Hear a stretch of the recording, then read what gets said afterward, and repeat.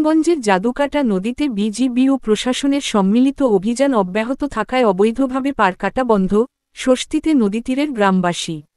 সুনামগঞ্জের সীমান্তবর্তী তাহিরপুর উপজেলার জাদুকাটা নদীতে ২৮ বর্ডার গার্ড ব্যাটালিয়ন, বিজিবির প্রস্তাবনা অনুযায়ী জেলা ও উপজেলা প্রশাসনসহ সম্মিলিত প্রচেষ্টায় সরকারের লিজকৃত এরিয়া ছাড়া কিছু স্থানীয় অসুয়াধ ও একটি কুচক্রীমহল কর্তৃক নদীর পার কাটাচক্রের হাত থেকে বালুমহাল এরিয়া এখন সুরক্ষিত রয়েছে। আজ শুক্রবার জাদুকাটা নদীতে বিজিবির সদস্যদের টহল জোরদারের দৃশ্যটি নদী তীরবর্তী গ্রামগুলোর অসহায় মানুষের নজর কেড়েছে এবং তারা স্বস্তিতে নিঃশ্বাস ফেলছেন। প্রাকৃতিক সৌন্দর্যের অপরা সম্ভাবনাময় পর্যটন স্পষ্ট হিসেবে খ্যাত জাদুকাটা নদী ও বারিকেল টিলা, শিমুলবাগান এরিয়া এখন সুরক্ষিত।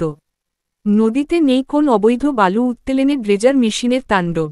কিন্তু সপ্তাহখানের আগেও এই নদীতে স্থানীয় একটি প্রভাবশালী কুচক্রীমহল দখলকৃত খাসজমি বিক্রি করেছিল বালুখেকোদের নিকট, যার কারণে নদী তীরবর্তী পাড়ের জমি অবৈধভাবে বালু লুট করে নেওয়ার কারণে নদী তীরবর্তী গ্রামগুলো ভাঙ্গনের সম্ভাবনা দেখা দিয়েছিল।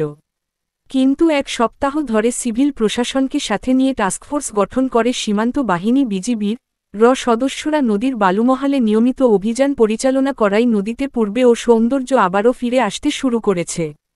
এলাকাবাসী বর্তমান স্থিতিশীল অবস্থা বজায় রেখে বৈধ উপায়ে ইজারাভুক্ত এলাকা থেকে সনাতন পদ্ধতিতে যেন ইজারাদারগণ বালু উত্তোলন করেন।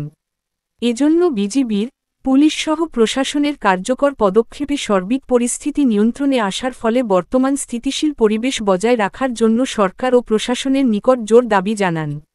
এ ব্যাপারে ২৮ বর্ডার গার্ড ব্যাটালিয়ন, বিজিবির সুনামগঞ্জ অঞ্চলের অধিনায়ক কর্নেল একেএম জাকারিয়া কাদির জানান, ভবিষ্যতে যদি কেহ নিয়ম ভঙ্গ করে অবৈধভাবে বালু উত্তোলন করতে চেষ্টা করেন তাহলে সাথে সাথে সিভিল প্রশাসন, স্থানীয় জনসাধারণকে সাথে নিয়ে তা প্রতিহত করা হবে।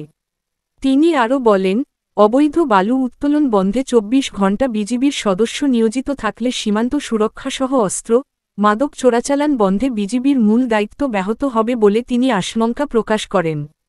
তাছাড়া দেশের প্রাকৃতিক সৌন্দর্যের অপার সম্ভাবনাসময় পর্যটন স্পষ্ট হিসেবে খ্যাত রূপের রানী জাদুকাটা, বারেকটিলা, শিমুলবাগান ও ৩৬০ আউলিয়ার দেশ পুণ্যভূমি সিলেট সুনামগঞ্জের জাদুকাটা নদীর পাড়ে রয়েছে হজরত শাহ আরেফিনের মাজার ও হিন্দু সম্প্রদায়ের পবিত্র স্থান শ্রী শ্রী অদ্বৈত মহাপ্রভুর বাড়িসহ আরও অনেক গুরুত্বপূর্ণ স্থাপনা।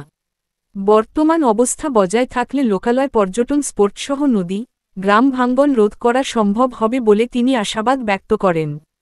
কুলেন্দু শেখর দাস, সুরিনামগঞ্জ প্রতিনিধি।